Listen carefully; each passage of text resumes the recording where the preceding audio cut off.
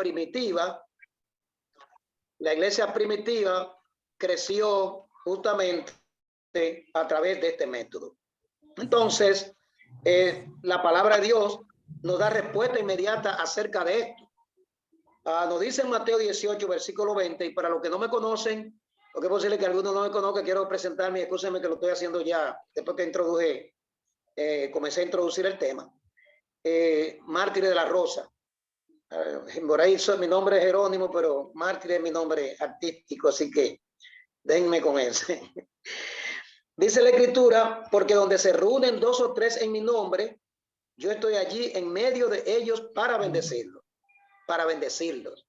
Bueno, la Escritura no dice para qué, solamente dice yo estoy allí en medio de ellos.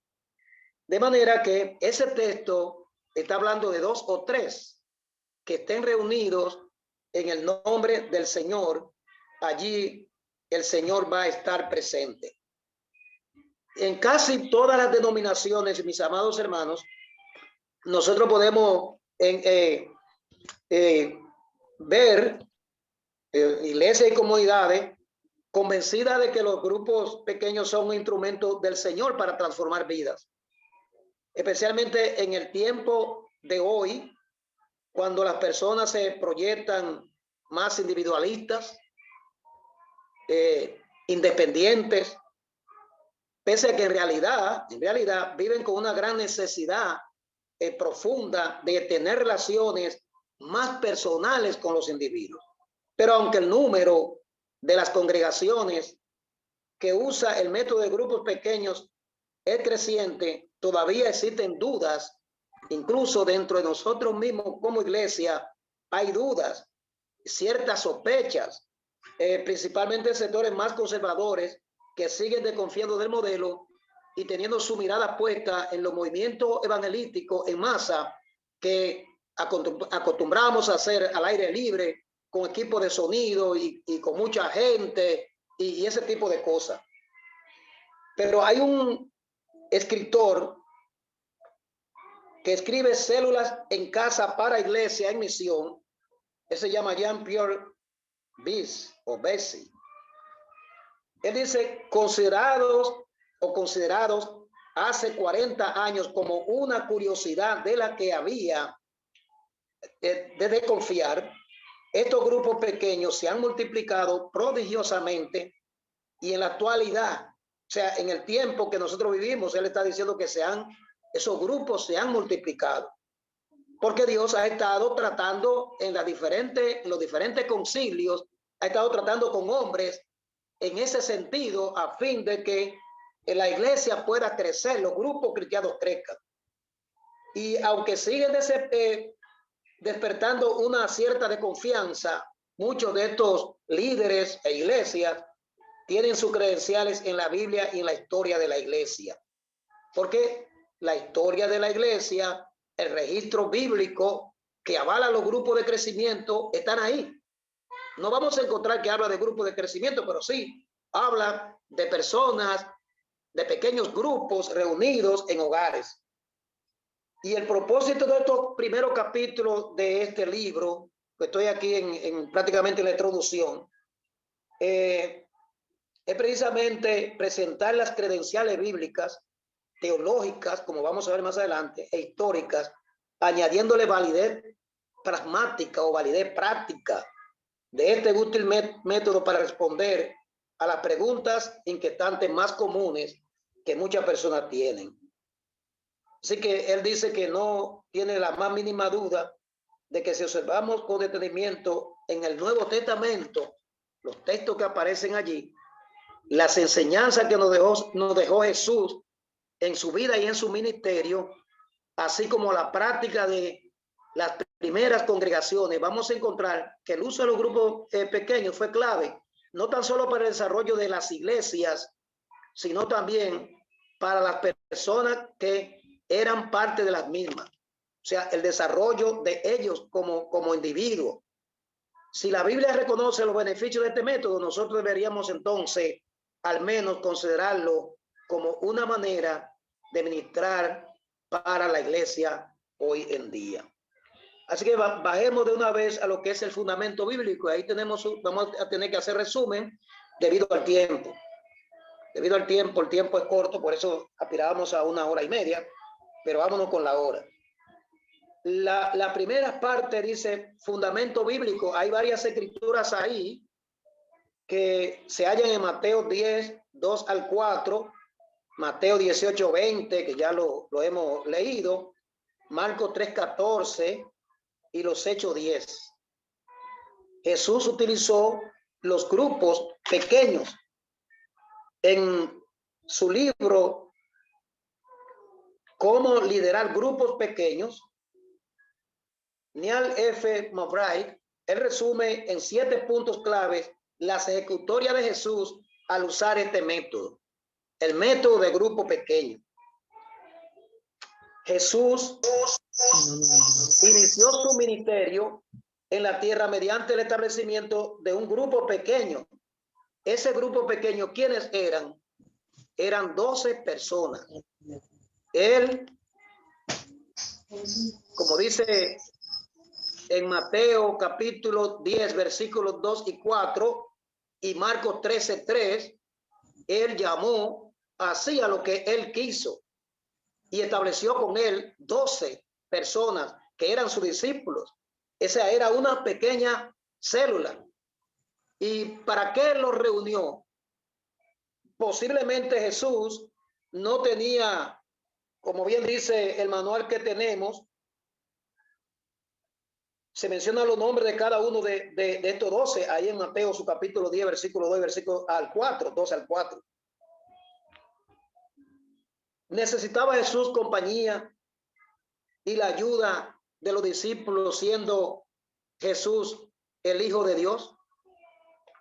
El manual, y yo también lo creo, que él no necesitaría de esas 12 personas, pero él escogió una pequeña y sencilla estructura basada en relaciones interpersonales para enseñar, para modelar y para ministrar a través de ella.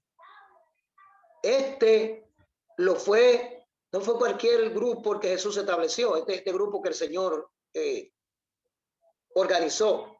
Entendamos esto bien, por favor. Aquí está la célula madre de la iglesia universal, de la iglesia que Cristo dijo, voy a establecer mi iglesia. Este pequeño grupo comenzó a multiplicar y a reproducirse para dar paso a la formación de literalmente un ejército espiritual de millones de personas alrededor del mundo. Así que este grupo que Jesús estableció era la célula madre que daría paso a una iglesia universal. Si no eran cualquier grupo, a pesar de que, mis amados hermanos, entre ellos estaba Judas. Y ustedes saben lo que pasó con Judas.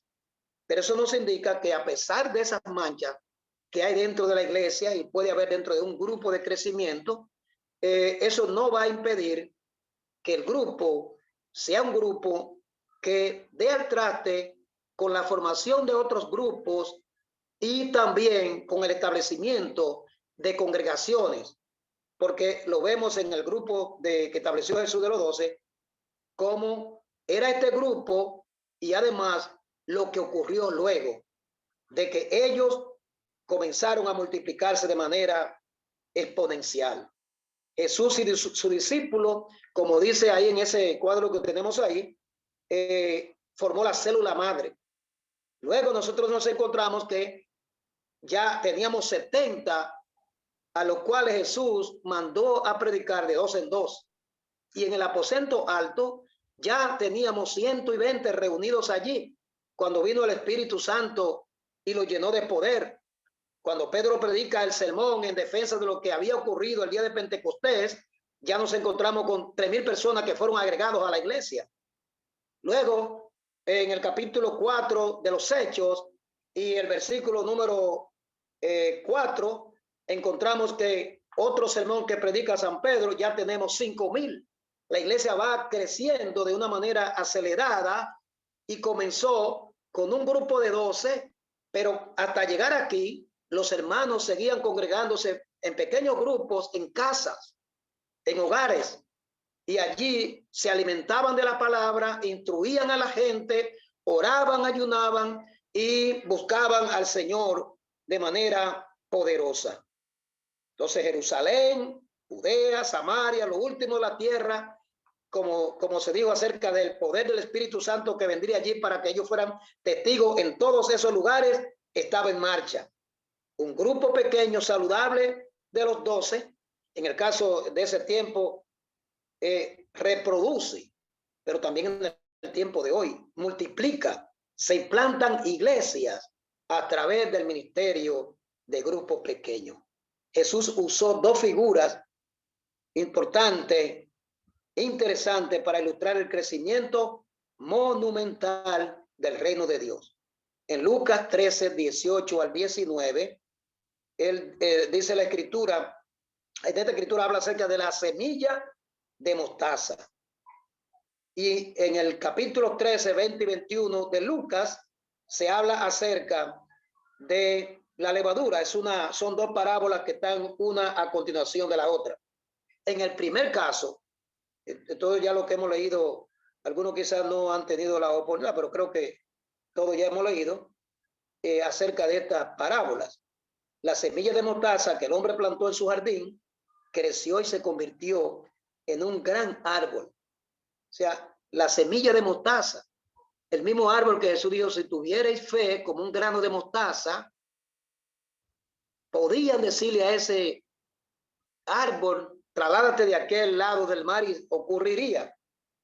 Porque el grano de mostaza, siendo pequeño, cuando era sembrado, se convertía entonces en un árbol grande que daba frutos, sus ramas crecían y las aves se anidaban o construían sus nidos en sus ramas. En la segunda analogía de Lucas 13, 20 al 21, esto habla acerca del crecimiento de la iglesia, comenzando en un grupo pequeño. Eso es lo que nos está presentando ahí. El reino de Dios es comparado con la levadura que una mujer mezcla con mucha harina. Me parece que dice 3 medidas de harina. Eso yo estuve calculando, chequeando, y aparentemente son como un poquito más de 3/4 de libra de harina. Entonces, ella cogía una pequeña cantidad de levadura y la introducía en la harina, en menos de 1 libra de harina, 3/4 de libra, y al final la levadura se expande y toda la masa queda fermentada. Entonces, aunque la levadura representa por otro lado malicia y eso, sin embargo, obsérvese que es una pequeña cantidad para que no vayamos nosotros a poner en duda o a subestimar lo pequeño. Todo lo que llega a ser grande comienza siendo pequeño. El Señor nos bendiga. Así mismo es el reino de Dios. Comienza pequeño, con un pequeño grupo, pero a medida que trabajamos en ese pequeño grupo con Dios y su dirección y su bendición, entonces encontramos un crecimiento enorme, porque Dios es el que da el crecimiento. El pueblo de Israel tuvo comienzo algo similar, mis amados hermanos, recuerden, cuando un grupo familiar como el de Abraham, Dios impulsó el establecimiento de una nación, Jean-Pierre comenta, la biología nos enseña que todo organismo vivo pluricelular empieza por una célula fecundada. La iglesia cuenta un proceso análogo. Comienza pequeño, pero luego se va haciendo grande.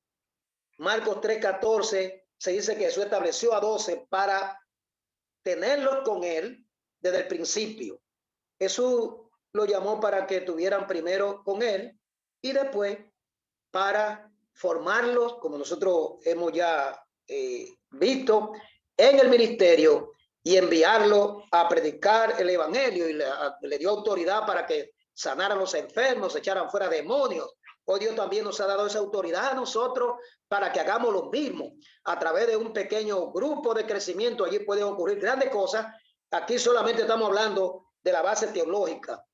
pasemos al siguiente tema, a la siguiente parte. Jesús estaba comprometido activamente en contextos ministeriales, tanto de grupos grandes como de grupos pequeños. Señor nos bendiga, amados hermanos. Así que Jesús inició su ministerio con un grupo pequeño, pero también estaba comprometido activamente en el contexto ministerial o en contextos ministeriales, tanto de grupos grandes como de grupos pequeños. Porque por supuesto que los grupos pequeños surgen para hacer grupos grandes, para crear un ambiente que pueda haber un gran crecimiento. Es decir, que no contrapuso Jesús ni hizo que riñeran entre sí ambos grupos, grupo pequeño contra grupo grande, no. Tampoco le daba exclusividad a uno y a otro, no. Él proclamó su mensaje a grandes multitudes, pero también entraba en los hogares donde tenía reuniones con grupos pequeños. Y hoy nosotros tenemos que ver eso. No nos sintamos aludidos o nos sintamos deprimidos cuando tenemos una persona, tenemos dos. Con una persona, con una sola, podemos hacer grandes cosas, porque eso lo vimos al inicio del ministerio de Jesús, donde Cristo llamó a una primera persona y luego llamó a otra más. Y de ahí fue sumándole a su grupo hasta que fueron creciendo y convertirse en 70, como decíamos ahorita. Y luego ya vimos la iglesia crecer de una manera exponencial. Aquí veamos que Jesús constantemente hacía su trabajo de evangelizar entrando en el oikos de las personas.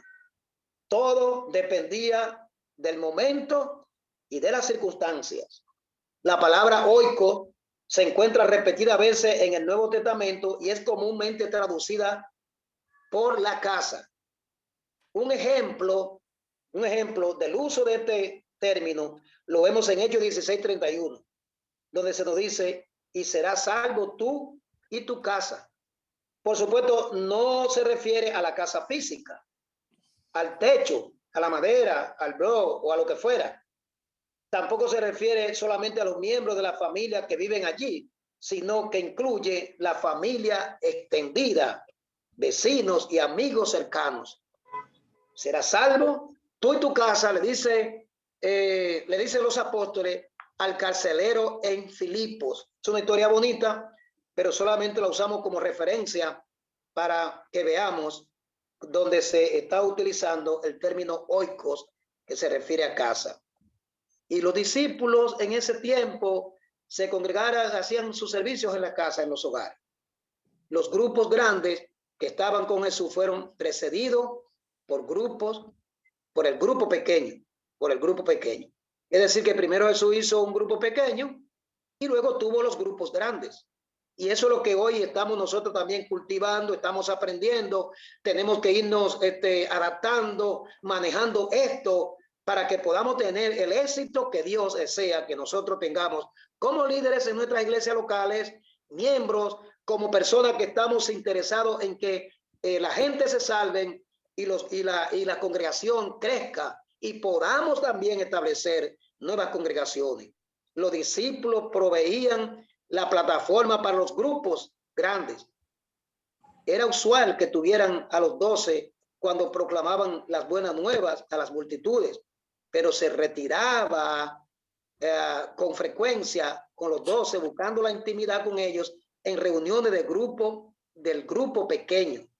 Sí, Jesús se reunía con sus discípulos, los llevaba al monte y allí pues estudiaban. Jesús le oraba con ellos, le daba instrucciones, lo corregía, le enseñaba a través de parábolas, le hacía ejemplo. O sea, era una coinonía que Jesús tenía con ese grupo pequeño. Así que de los grupos grandes que estaban con Jesús fueron precedidos por el grupo pequeño. Y Jesús pasó también la mayor parte de su tiempo con su grupo pequeño. Es muy probable que dicho grupo comenzara o consumiera la mayor parte del tiempo de Jesús. Aparte de comer juntos, viajaban juntos, sufrían juntos. lloraban juntos, vivían juntos. De igual manera, las dificultades la compartían. Y a medida que el momento de la crucifixión se acercaba, era más íntima la relación con ellos y pasaba menos tiempo con las multitudes, porque era un momento final de la vida de Jesús y allí Cristo compartía íntimamente con sus discípulos. No sé si hay alguna pregunta. Hasta aquí donde vamos, estamos tocando estos puntos donde sobre el fundamento bíblico y sobre cómo Jesús se manejó en su tiempo con pequeños grupos. Claro, a veces tenía multitudes que lo apiñaban y en una ocasión recuérdense que Jesús tuvo que agarrar una barca y irse al mar y de allá predicarle a la multitud, pero generalmente ese grupo de discípulos de 12, él se apartaba con ellos para instruirlo y prepararlo para la labor que ellos tenían que realizar en su vida ministerial. Hoy la iglesia está queriendo preparar líderes para esa gran labor que tenemos que realizar. Jóvenes, hembras y varones, todos hay que aprender este método de trabajo, tomarle amor, pedirle a Dios la dirección para que podamos ser como los discípulos en su tiempo. Pero recuérdense, y eso lo vamos a tocar un poquito más en el otro tema, de la coinonía que debe de existir dentro de ese grupo. Así que las relaciones y no las organizaciones eran el aspecto central de la metodología de Cristo. Las relaciones y no las organizaciones eran el aspecto central de la metodología que Cristo utilizó. O sea, Jesús se interesaba por la gente. Esa estructura de organización, aunque es importante, eso no estaba motivando a Jesús. Jesús estaba motivado en tener una relación estrecha con la persona. El mensaje que proclamaba era más importante para Jesús que establecer estructuras. Hoy nosotros nos preocupamos mucho por las comodidades, no, Jesús se iba debajo de un árbol, se iba a la montaña, al monte con los discípulos. Allí debajo de situaciones a veces no tan cómodas, presentaba el mensaje a la multitud, se relacionaba con ellos, sanaba a los enfermos, le daba comida a los hambrientos, se preocupaba por la gente. Hoy Dios nos está llamando también a ese mismo espíritu, amados hermanos, de que como Jesús hizo, nosotros también hagamos. Ahí estamos en este tiempo que la gente todavía están comenzando y ya están reclamando. Necesitamos un templo, necesitamos una iglesia, necesitamos una casa para reunirnos. Eso es bueno. Pero hoy tenemos que tener más preocupación por la gente salva, porque todo lo otro vendrá por añadidura. Se habla muy poco sobre ese tema en su ministerio de las estructuras, de establecer estructuras, aunque sabemos que eso no significa que él rechace las organizaciones ni un orden para hacer las cosas, pero Jesús hace énfasis en las personas y no en los programas. La única organización que mereció su atención, de su atención y su atención constante, fue el grupo pequeño que él había establecido. Que el Señor nos bendiga, amados hermanos. Y hay una parte aquí que dice que el cuidado que Jesús le daba a su grupo era evidente cuando tomaba a sus discípulos aparte para darle descanso y evitar que se fatigaran hasta quedarse sin energías. Marcos 6, 12 al 13 y 30 al 32. Les hacía preguntas para que reflexionaran sobre lo que ellos vivían, veían o enfrentaban. O sea que Jesús se preocupaba porque sus discípulos estuvieran bien, tanto en el aspecto espiritual como también en lo físico o material. Empleaba el contexto de su grupo pequeño para enseñar, ejemplificar con su vida el conocimiento, las actitudes y los comportamientos espirituales que debían ser emulados por los discípulos. Jesús se preocupaba por esto. Constantemente lo estaba corrigiendo, lo estaba ayudando. En una ocasión, la gente se estaba yendo y Pedro fue y le dijo: maestro, mira, la gente se está yendo. Parece que no están de acuerdo con... Y Jesús le dijo a Pedro: ¿Quieren ustedes irse también? Pedro, aparentemente por esa expresión se refiere al grupo. ¿Quieren ustedes irse también? ¿Están preocupados porque la gente se vaya? Váyanse ustedes también. Pero Pedro de una vez le dijo, Señor, ¿y a quién iremos? Si solo tú tienes palabra de vida eterna. Ya Pedro había aprendido eso en ese tiempo que tenía de compartir con el Señor. Y lo mismo van a hacer la gente que están en nuestro grupo, van a ir aprendiendo de nosotros, de ese amor con el cual le enseñamos, de ese amor con el cual platicamos la palabra, le demostramos cariño en sus problemas, preocupación en sus problemas. Entonces eso va a hacer que la gente vaya creando una fe en Dios y además una coinonía junto con su grupo al cual participan o pertenecen. No fue una capacitación formal, ni necesariamente académica, pero sí una capacitación práctica, la que Jesús le daba a su grupo. Los miembros del grupo simplemente participaban con Cristo en cualquier actividad que realizara. El grupo pequeño se convirtió en su laboratorio de aprendizaje vivencial, o sea, de vivencia cotidiana. El Señor le bendiga, amados hermanos. Y esta parte termina aquí con el grupo pequeño. Fue el método de Jesús para enseñar del liderazgo. Ese grupo Jesús lo estableció para enseñarle acerca del liderazgo, de cómo se debía dirigir. Así que hay una parte acá que sigue diciendo, y si no sé si hay alguna inquietud en ustedes, están callados, están tranquilos, no me dejen a mí hablar solo. Motívense. Estamos escuchando. Yo quiero que... Yo quiero decir algo. Diga, ayúdenme, porque hace rato que estoy hablando, déjenme respirar.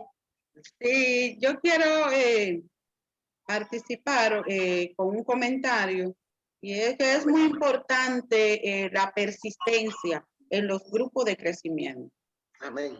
La persistencia, porque no importa el lugar, como usted acaba de decir, debajo de un palo, donde sea, pero si usted va esta semana, ya la otra tiene un fallo, las personas se van desintegrando. Pero si usted es persistente, que van uno, que van dos, que van tres, y usted persiste, cuando de repente usted orando y poniéndose en la mano de Dios, tiene un grupo fortalecido, porque la persistencia es una herramienta clave para los grupos de crecimiento.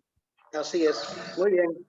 Y eso lo vamos a ver más detallado en otras lecciones, así que, pero es importante eso, que lo vayamos viendo en otras lecciones ya, vamos a ver eso con más detalle. Quiero pasar de una vez a, ¿alguien más quiere hablar? Entremos. La iglesia primitiva puso en práctica las reuniones en grupos pequeños en las casas. Esto es básico para esta lección. Había bautismos en las casas. La iglesia primitiva puso en práctica las reuniones en grupos pequeños. En ese tiempo, ¿verdad? Había bautismos en las casas. ¿Qué pasaría usted o pensaría si le dijera que en las reuniones de grupos pequeños en las casas de los primeros hermanos se llevaban a cabo los bautismos de los nuevos creyentes? Tomemos, por ejemplo, lo que pasó en la casa del carcelero de Filipo, que lo mencionábamos ahorita, en los Hechos 16, versículos 32 al 33. Pablo y Silas les anunciaron el mensaje del Señor al carcelero y a todos los miembros de su casa, a toda su familia.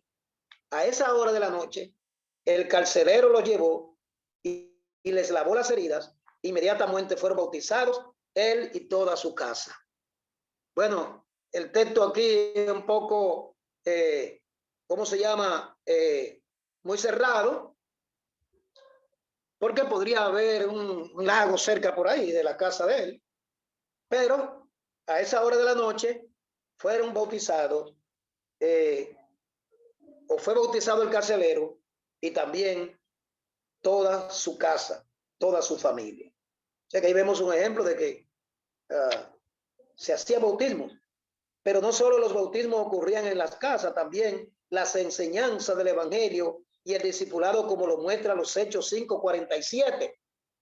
Quisiera leer ese texto bíblico a la sazón. Los Hechos 5:47 dice de la manera siguiente: ahí aparentemente hay una situación de los Hechos 5, y todos los días en el templo y por las casas, dice el versículo 42, todos los días en el templo y por las casas no cesaban de enseñar y predicar a Jesucristo. Es el versículo número 42 de los Hechos 5. O sea que ahí vemos a los discípulos que estaban enseñando y predicando el evangelio a través de las casas de los hermanos. Eso nos dice a nosotros que lo que hoy estamos haciendo con los grupos pequeños en los hogares también fue hecho en el tiempo apostólico, los Hechos 5, verso 42. Diariamente en el área del templo y en las casas, los apóstoles continuaban enseñando y anunciando las buenas noticias de que Jesús es el Mesías. Los primeros creyentes fueron llenos del Espíritu Santo en una casa. ¿Se percató de eso? Esas son bases bíblicas, ¿verdad? De que los grupos pequeños existieron de una manera continua en ese tiempo de la iglesia del primer siglo.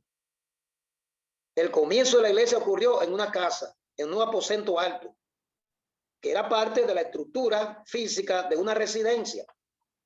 El aposento alto creo que era de María, la madre de Juan Marcos, ese aposento alto.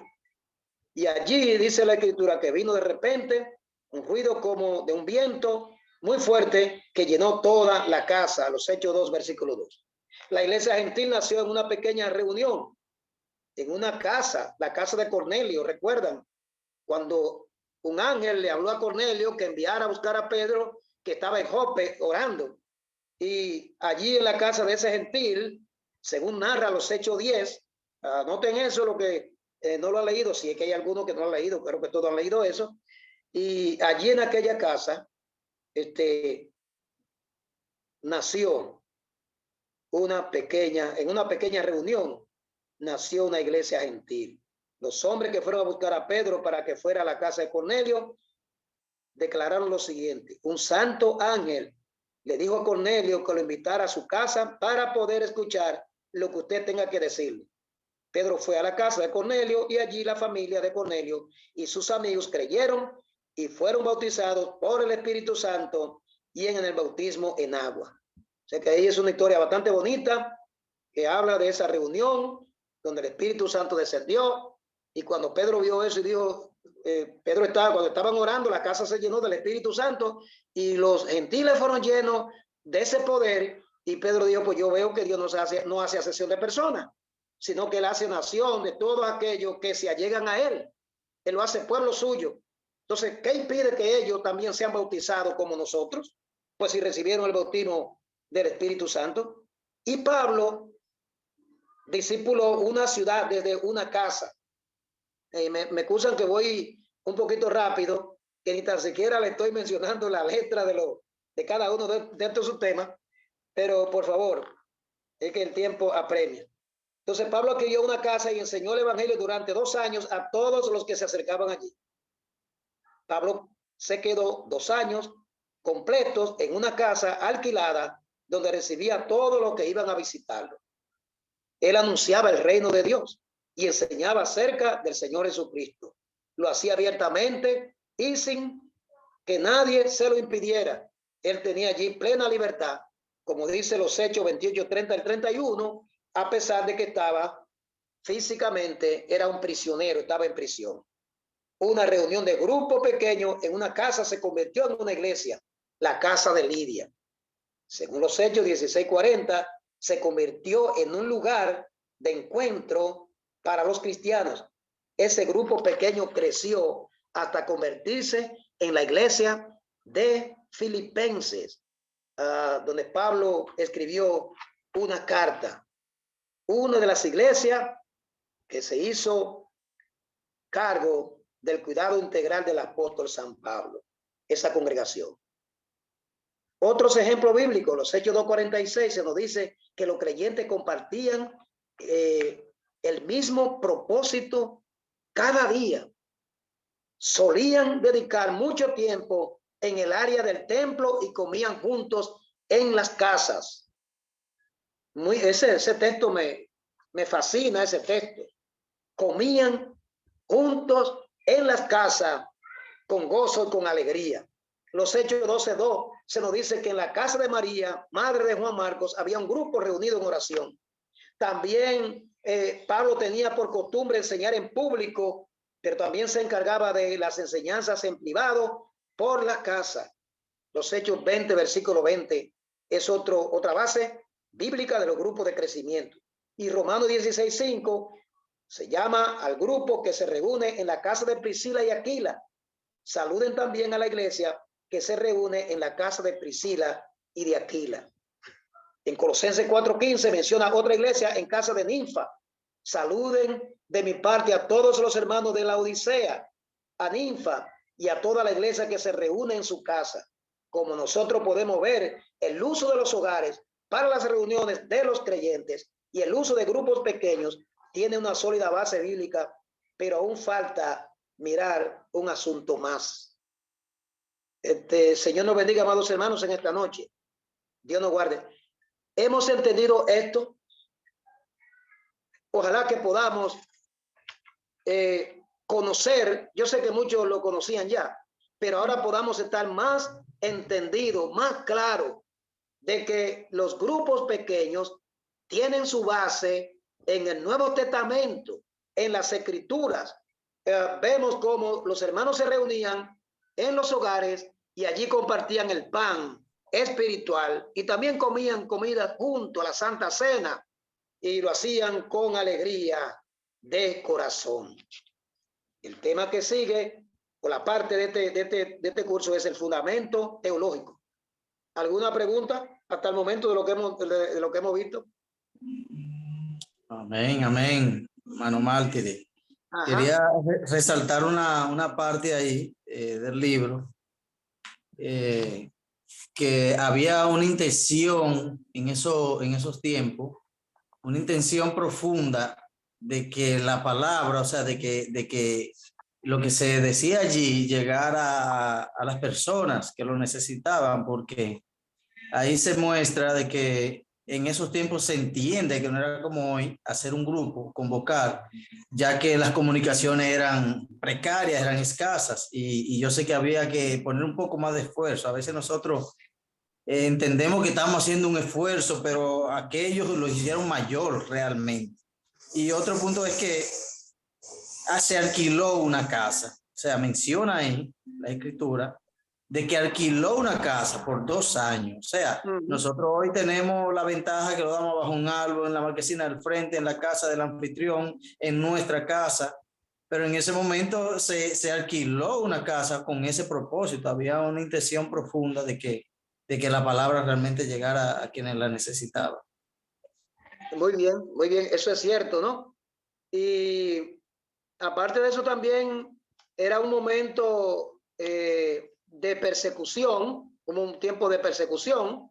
Los cristianos se reunían así en pequeños grupos y esto le ayudaba a ellos a no hacer una presencia muy fuerte en reuniones de mucha gente y entonces evitaban, de una manera más o menos subrepticia, de ellos mantener el crecimiento del evangelio. Miren, hay en países como la China, como Rusia y otras naciones donde los cristianos se reúnen en los hogares, pequeños grupos. Incluso yo hablé con el supervisor de Cuba, que recientemente fue nombrado en la Asamblea General en sustitución de, no recuerdo el nombre del supervisor que tuvo que ser ya jubilado porque está muy enfermo. Y él nos decía que tenían un sitio donde se reunían que era camuflajeado, es decir, representaba como que era para una cosa, es como si fuera un sitio donde se vende Coca-Cola, por ejemplo, o se vende cualquier producto, y no tiene el letrero de la iglesia, sino tiene otra identificación, pero ellos usan eso ahí de manera subrepticia para reunirse y adorar el nombre del Señor por causa de la persecución. Y no hacen mucho movimiento ni muchas cosas ahí para eso mismo. porque de nada ahí se retiran algunos miembros del régimen y comienzan a fastidiarlo y a perseguirlo. Entonces, sin embargo, hoy nosotros tenemos la ventaja de que nos podemos reunir en masa, pero sin embargo, los grupos pequeños son una bendición porque permiten, y no me quiero meter en el tema de otro maestro, nos permiten a nosotros adiestrar a la gente en silencio, tranquilo, sin mucho movimiento, sin muchos gastos también, y lo vamos preparando, y cuando vienen a llegar a la iglesia ya son personas que están listas para aceptar posiciones y cargos en la iglesia de liderazgo. Pero vamos a pasar al fundamento teológico de una vez. Aquí esta es una parte muy importante, porque ya esto se basa en esa unidad que hay en el caso de la Trinidad. La Trinidad, la imagen de Dios, y ojalá que me pusieran la diapositiva ahí, que no la estoy mirando. La imagen de Dios, hermano Wilkin, la misión de Dios y las tres dimensiones de la iglesia. La Trinidad, la imagen de Dios, la misión de Dios, las tres dimensiones de la iglesia. O sea que no voy a hacer una definición y la voy a pedir. Voy a leer un poquito y para que nosotros vayamos formando una definición de lo que es el fundamento teológico. Primero veamos, como ustedes tienen ahí en pantalla, la Trinidad es comunidad. Entonces, Dios, como nosotros sabemos, habita en comunidad. Y nunca ha sido un ser que vive en la soledad. La Biblia enseña que Dios vive en perfecta comunión recíproca. Son tres personas y un único amor y una sola comunidad. Las tres personas divinas se aman de tal forma que viven siempre unidos, de una forma profunda y radical. El reflejo de la imagen divina en el humano implica que éste ha de vivir en comunidad. Nosotros, los grupos pequeños son núcleos básicos de comunidades de fe en los que podemos reflejar la coinonía cristiana en un ambiente de mutuo cuidado y apoyo. Coinonía, como vivía la iglesia primitiva en su tiempo. Esos hermanos se reunían en las casas, compartían el pan, comían juntos, oraban juntos. Y al final del capítulo 2, por ahí a partir del versículo 43, esos textos me gustan, porque habla acerca de cómo esos hermanos vivían una vida cristiana, y dice que el Señor añadía lo que habrían de ser salvos bajo ese ambiente de coinonía cristiana que vivía la iglesia primitiva en ese tiempo. Cuando practicamos la coinonía, no solo nos entregamos los unos a los otros. Ahí cita a primera de Juan 1, verso 3, que habla mucho, Juan habla mucho del amor en sus cartas. O sea, nos entregamos los unos a los otros cuando practicamos la coinonía. Y no solo eso, sino que compartimos la vida misma del Trino Dios, o sea, de la Trinidad. Compartimos la vida misma del Trino Dios. ¿Y cuál es esa vida de la Trinidad? ¿Qué es lo que hace? ¿Qué es lo que tiene de especial la Trinidad? La coinonía es parte de la Trinidad. Es en sí un poderoso testimonio cristiano, pues en esto conocerán todos que sois mis discípulos si tuvierais amor los unos con los otros, dice Juan 3, versículo 35. O sea, la Trinidad vive en perfecto amor. Aparte de esa unidad, por supuesto, esa unidad está hecha precisamente con amor. Y Dios también nos llama a nosotros a que vivamos ese tipo de vida, para que, como dice el versículo 35 de San Juan 13, en esto, dice Jesús, conocerán todos que sois mis discípulos si tuvierais amor los unos a los otros. Así que la Trinidad, que es pequeña, vive en una coinonía tremenda de amor. Por supuesto, si es coinonía es porque es una comunidad pequeña, pero viven en un ambiente común. Como en el caso de la iglesia primitiva en su tiempo, que ellos tenían todo en común, nadie tenía necesidad, porque ellos compartían todas sus cosas los unos con los otros, y no había necesidad porque había ese tipo de unidad y de coinonía. Detrás de las reuniones de grupos pequeños está la fuerte idea de compartir, de tener compañerismo y comunión los unos con los otros. Y no sé si me están siguiendo. Detrás de las reuniones de los grupos pequeños está esa idea poderosa de compartir, de tener compañerismo, de tener comunión los unos con los otros. Y no voy a hablar mucho de compartir y esas cosas, porque hay ya hay partes que son de otro material. Pero tenemos que compartir, tenemos que preocuparnos los unos a los otros. Cuando a alguien le duele, nosotros preocuparnos de ese miembro que tiene un dolor, que tiene una situación, una necesidad. De ese compañerismo. No vino el miembro hoy, ¿dónde está? Vamos a llamarlo y llamar a esa persona que no asistió al grupo. La Trinidad, amados hermanos, nos deja ver que Dios, al igual que las personas, se comunica. Gloria a Dios. Y se relaciona. Dios es un Dios de relación. Por eso decíamos ahorita que Cristo estaba más interesado en la relación que en la estructura organizacional. Así que Dios se relaciona para buscar tener comunión con nosotros, con otras personas, con los hombres. Dios creó al ser humano, a nosotros, para que viviéramos y participáramos en la vida de comunión. Primero con Él, pero también con las demás personas. Este es un tiempo, y Dios debe de ayudarnos, porque eso es algo que Dios debe obrar en nuestra vida. Y que hay veces que vivimos en un lugar y la gente ni nos conoce, y la gente ni sabe quiénes somos, qué hacemos. Vivimos aislados, pero tenemos que vivir en comunidad y compartir los unos con los otros. Dios no deseaba que esa diversidad de expresión de vida y de amor de él como integrante de la Trinidad quedara encerrada en su comunidad, sino que su anhelo ha sido siempre que brotara fuera de ella para alcanzar a todos los seres humanos. Por eso vemos en Isaías 6:8 que dice: y oí la voz del Señor que decía, ¿a quién enviaré? ¿Quién irá por nosotros?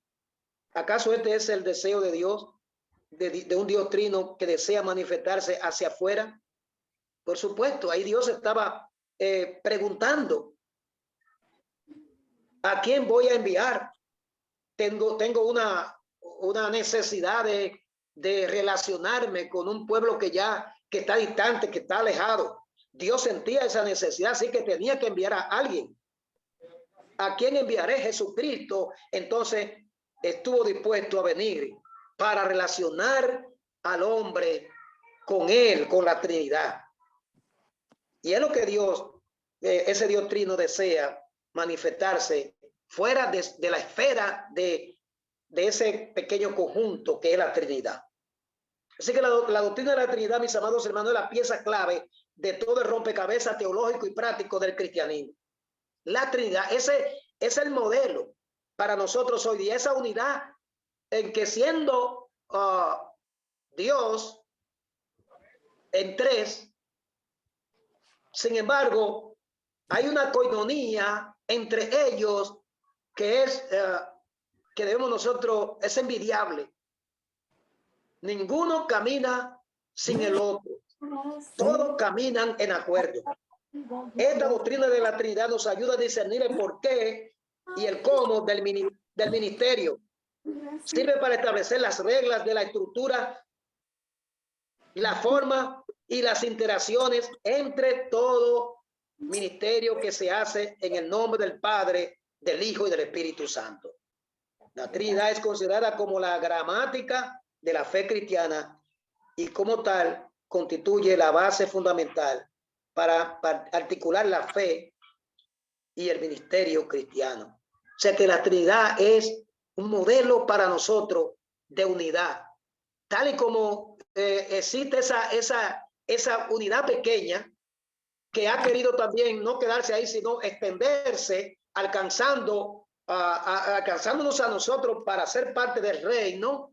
Entonces, eso nos sirve a nosotros para que podamos copiar de ese ejemplo de la Trinidad y poder también expandir a través de los grupos pequeños la gracia de Dios, esa gracia de la Trinidad, a aquellos que no la conocen. El Señor nos bendiga, amados hermanos. Hay muchas cosas lindas ahí, pero el tiempo se nos ha ido. La Trinidad como marco teológico del crecimiento a través de grupos. La doctrina de la Trinidad sirve de marco teológico para sustentar el método de crecimiento a través de los grupos pequeños. No hemos de ver estos grupos como una aplicación religiosa de un nuevo método organizacional. No podemos verlo así, adoptado por la iglesia o por una congregación, sino más bien como el retomar la praxis o la práctica de la iglesia primitiva basada en el patrón trinitario de los apóstoles, tal como lo muestran los textos bíblicos del Nuevo Testamento que hacía alusión ahorita, ese espíritu de coinonía que le hacía a ellos participar en el pan, en el repartimiento del pan, en la comida, en la adoración y la oración, y al mismo tiempo que hacían esto, expandían el evangelio hacia todo su derredor, alcanzando a la gente. Y como dice ese mismo espíritu que ellos mantenían, eso contribuía a que la gente se volcara hacia ellos, queriendo participar con ellos por el espíritu de amor y de unidad que ellos tenían. Cada evento importante de la vida de Cristo, mis amados hermanos, tomó lugar en un contexto de grupo pequeño. Cristo vino del cielo, saliendo de una comunidad trinitaria conformada por el Padre, el Hijo y el Espíritu Santo.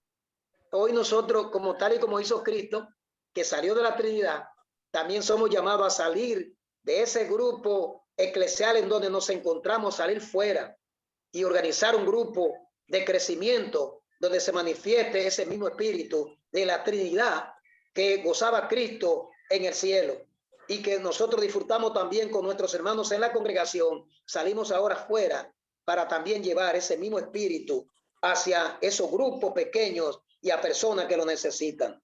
Así que Cristo salió de la Trinidad sin separarse de ella, porque seguía siendo parte de la Trinidad, del Padre, el Hijo y el Espíritu Santo. El grupo original y primario de dos o tres, de donde Cristo también formó parte cuando vino a la tierra para convertirse en Mesías y Salvador, y nos manda a congregar dos o tres en su nombre. Él modeló la forma relacional de estos grupos. Ahí está el mensaje de la encarnación. Cuando ascendió a los cielos, mandó al Espíritu Santo a activar y a empoderar un grupo de discípulos atemorizados al salir a la misión. Y ahí está el significado del Pentecostés, cuando el Espíritu Santo vino, lo llenó de poder y ellos salieron a expandir el mensaje de Dios al mundo conocido. Veamos las tres dimensiones de la iglesia.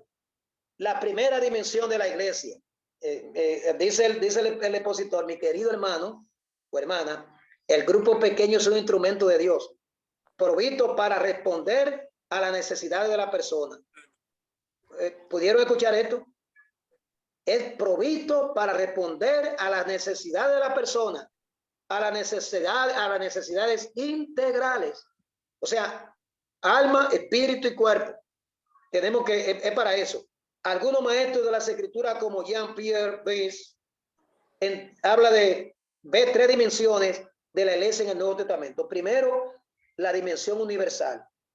Esa es la iglesia como la esposa del Cordero, el cuerpo de Cristo. Eso lo entendemos, ¿verdad?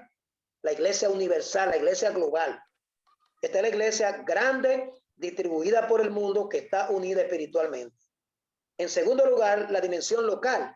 Es la iglesia local, representada por el conjunto de cristianos de una misma localidad, los hermanos se encuentran para recibir enseñanzas, orar y tener compañerismo los unos con los otros. Esa es la iglesia local, ahí donde está el fuego, ahí se incrementa el fuego, ahí en el caso de la iglesia nosotros, ahí es que la iglesia se desarrolla, la iglesia diezma, la iglesia ofrenda, la iglesia levanta ofrenda y ayuda para de bien social, para ayudar a la gente. Pero también está la dimensión del grupo pequeño. En su práctica más corriente, las iglesias locales vivían distribuidas en grupos que se reunían también en las casas. Aquí se observan y se modelan las mismas conductas de respeto y espiritualidad que las otras reuniones, porque es esencialmente de la iglesia misma. No es un grupo, pertenece a la iglesia. Este grupo pequeño, los grupos pequeños son de la iglesia, pero actúan como una pequeña iglesia para hacer el trabajo de expansión, pero comenzando con ayudar a que los hermanos se conviertan en discípulos, en personas que estén aptas para toda buena obra. También veamos la iglesia, como ustedes ven ahí, bueno, no lo tenemos en la pantalla, la iglesia universal, la iglesia local y la iglesia de los grupos pequeños. Así es que cuando los creyentes se reúnen en un grupo pequeño, se reúne la iglesia misma para hacer lo que la misma hace con igual respaldo y compañerismo divino. El escritor de este libro dice: es mi deseo que en los siguientes capítulos usted pueda identificar nuevas ideas y destrezas que enriquecerán su forma de hacer el ministerio de la iglesia, pero basado en los grupos pequeños. El Señor nos bendiga en esta noche y Dios nos guarde. Así que aquí hemos visto el fundamento teológico de los grupos de crecimiento.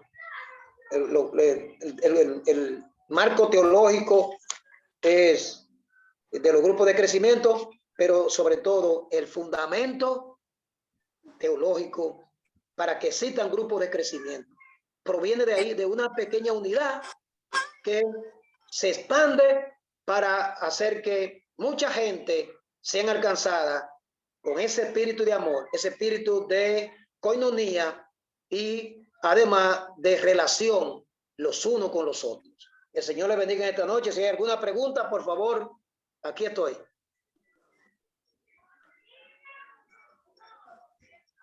¿Alguna pregunta? Quiero decirle a ustedes que si tienen el material a la mano, pues lean todo para completar cosas que no se tocaron, pero que son muy importantes que podamos leerla al paso y tener una mayor comprensión de lo que ya hemos explicado. El Señor les bendiga en esta noche. Si no hay alguna pregunta, pues ni modo. ¿Cómo que no hay preguntas? Si no hay preguntas porque están durmiendo o no aprendieron nada, entonces. Bueno, vamos a ver. Ojalá que no se fueran a algunos a colar café para que el sueño se les fuera. No, estamos aquí. O sea, yo y a estoy hacer aquí. cena. Estamos Bueno, aquí. voy a decir lo que a veces se dice: o no entendieron nada, O lo entendimos todo. o lo entendieron todo. Y le voy ahora a dejar una práctica. Entendimos todo. Escriban esta práctica. Ya. La siguiente práctica. ¿Qué usted entiende por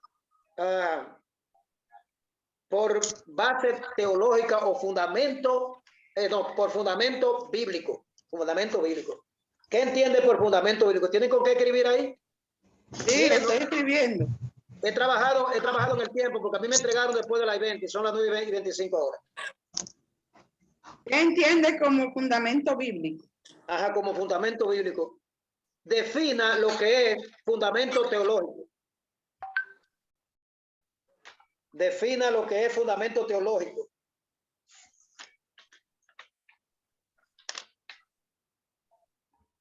Defina lo que es fundamento teológico. Fundamento bíblico y fundamento teológico. Correcto. Y una que es bien fácil, explique las 3 dimensiones de la iglesia. Si no están escribiendo todo, yo después entonces se la envío por el grupo. Las 3 dimensiones. de la iglesia? Las 3 dimensiones de la iglesia. La primera, por favor, repítalo. Espero que ustedes estuvieran escribiendo ese tema, por lo menos un resumen. ¿Qué es fundamento? ¿Qué es el fundamento? ¿Qué es el fundamento bíblico? Fundamento ¿Y qué es el bíblico. fundamento teológico? Están escritas en el chat. Yo le escribí cada una de las preguntas. ¿Qué es el fundamento bíblico y qué es el fundamento teológico? Las 3 dimensiones de la iglesia. Y dígame si lo que hemos hablado esta noche le trajo algo.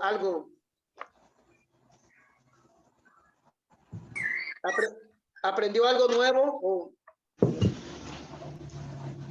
Sí, claro. aprendió algo nuevo? Claro ¿Cómo que sí. qué? ¿Cómo qué, Domingo? Oh, sobre todo que los grupos de crecimiento tienen fundamento en la palabra. Así es. No es un invento del pastor, ni de Flavio, ni de Angélica. Entonces, la última pregunta es lo que yo quiero que ustedes me hagan saber si valió la pena. ¿Y por Claro qué? que ¿Valió la pena la lección y por qué? ¿Escucharon ahora? Le hice un arreglito. ¿Valió la pena la lección y por qué? vale la pena ¿Y por qué? concientizar que lo que estamos dando en los grupos de crecimiento es lo que va alineado a lo que estamos aprendiendo. Entonces, mis amados hermanos, ya la semana que viene continuamos con la segunda lección a cargo del hermano Julio Daniel Santana, que habla del fundamento No, histórico. no le va a tocar a Daniel, ¿no? Ah, no. ¿Y a quién? No, yo tengo un maestro que Daniel es bueno, claro, pero le voy a traer un maestro de fuera. Ah, ok. Va a ser importante. Le voy a poner al líder nacional de los grupos de crecimiento, Qué bien, nuestro qué hermano bueno. Obispo Argenis. Muy Ese bien. está dando Eso está bien, eso está bien. la clase. Y miren, déjenme decirle una cosa. Déjenme decirle una cosa. Todas estas lecciones que siguen de los grupos de crecimiento son, miren, porque esto Muy que bueno. estamos haciendo, esta que yo di es Esa es la buena. introducción, pero lo que Pero viene esto es que dimos mucho en la mejor. introducción, ¿Verdad pero que las que vienen son lecciones tremendas de los grupos de crecimiento. No, Ya de, y este tema es fundamental el que tú dices, porque es que sí, este nos enseña claramente de que la Biblia lo tiene ahí, Jesús lo enseñó, el gran ejemplo, Claro. y que es teológico, no son inventos. Esta es la zapata. Exactamente, es la zapata, es la base de que nosotros entendamos que nosotros tenemos que envolvernos porque es el mismo Jesús que nos enseñó a este sistema tan importante. Usted sabe lo que usted en un grupo de crecimiento se gana una persona y esa persona sea un líder, sea un pastor. Usted sabe la bendición que usted va a alcanzar viendo a esa persona crecer. Amén. Porque es como si usted también lo estuviera mentoreando. Usted lo va a guiar, usted lo va a entrenar y cuando vaya a un culto, esa persona está ya capacitada con la palabra y va a venir fácilmente al evangelio. Que mucha gente se convertían en la campaña, se convertían en cultos, pero no se quedaban, porque no tenían el fundamento, no tenían la enseñanza, porque nosotros todo lo que vemos muchas veces flash, todo rápido, y no es así. Tenemos que tener paciencia, consistencia, para poder guiar a esas personas a que sean salvas. Y si nosotros les dimos la enseñanza y no se convirtieron, también gloria a Dios, porque el propósito de Dios no es que usted sea el que haga convertir a las personas, sino que usted le deje la palabra. Si no lo hace hoy, lo va a hacer mañana, lo va a hacer pasado. Esa palabra no se va a quedar sin germinar, que van a hacer su efecto. Y tarde o temprano, esas palabras que usted le ha enseñado a esa persona va a actuar para su salvación, va a actuar en medio de un conflicto, se va a recordar lo que usted le enseñó acerca de Jesús y eso lo va a librar de un sinnúmero de problemas. Entonces, si nosotros podemos alcanzar a la gente, vamos a hacerlo. El enemigo no quiere, él está luchando por meter pereza, por meter dejadez, descuido, porque él no quiere que hagamos este trabajo. Entonces, ¿qué tenemos que hacer? Tenemos la palabra que nos ha enseñado esta noche nuestro hermano Mártir, entonces base bíblica. Sabemos que es la realidad, entonces vamos a levantarnos y vamos a seguir lo que estamos haciendo, lo que no, vamos a levantarnos y en el nombre de Jesús seguir, porque Amén. esta es una tarea constante. Mira, Amén. con respecto al fundamento teológico, que también es importante, quizás no se asimile tanto como el fundamento bíblico, pero el fundamento teológico, ¿qué es lo que nos quiere llevar? Que el mismo espíritu de unidad, de coinonía y de amor que hay en la Trinidad, y que también estuvo presente en la iglesia primitiva. Recuerden todo ese espíritu que había de la iglesia primitiva. Ese es el mismo espíritu que tenemos que nosotros implantar en los grupos de crecimientos, que formarán congregaciones que también deben de estar basados en ese mismo ambiente de coinonía espiritual y de amor que existe en la Trinidad. La Trinidad es indivisible. Dios no camina solo. Dios es uno sin dejar de ser tres. Y Dios es tres sin dejar de ser uno. La iglesia tiene que practicar, y eso es lo que debe de cultivarse dentro de los grupos de crecimiento, porque de ahí van a salir iglesias que tienen también que llevar ese patrón para que se desarrolle sobre esa base de unidad, de amor, respeto, compañerismo los unos con los otros. Que Dios le bendiga. Mary tiene la mano levantada, por favor, que proceda. Muy bien. Amén, Dios les bendiga. Yéndome por esa misma línea de nuestro profesor, lo que he entendido de la clase, que así como Dios desde el principio decide dividirse, convertirse en un Dios trino, darnos al Hijo y darnos al Espíritu Santo, demuestra que la iglesia es comunidad y que se inicia por el ejemplo de Cristo. Y nosotros como cristianos estamos llamados a imitar a Cristo. Por ende, el ejemplo que debe funcionar es el que Cristo dejó. Y si Él inició con grupos pequeños, como ya hemos aprendido en la clase y hemos visto antes, primero con 12, luego fue subiendo 70, 3,000, 5,000, hasta llegar al número que somos hoy, porque la obra de Cristo no se detiene. Por ende, como cristianos, repito, nuestro deber es imitarlo a Él, nuestro espejo, nuestro varón perfecto, la imagen a seguir.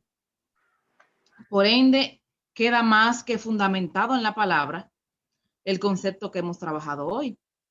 Así que es una maravilla que podamos trabajar de esta forma.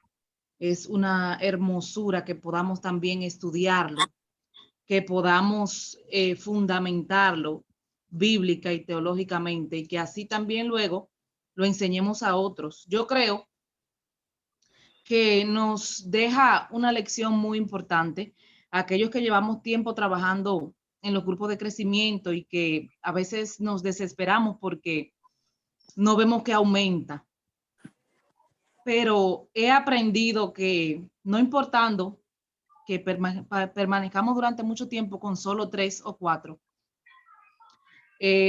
yo creo firmemente que vale la pena y que a esos 2 o 3 que se quedan con nosotros, aunque sea por mucho tiempo, ellos quedan fundamentados en la palabra. Y si a 2 o 3 podemos clavarles a Cristo en el corazón, hay que seguir adelante. Y como decía una hermana ahorita, persistir.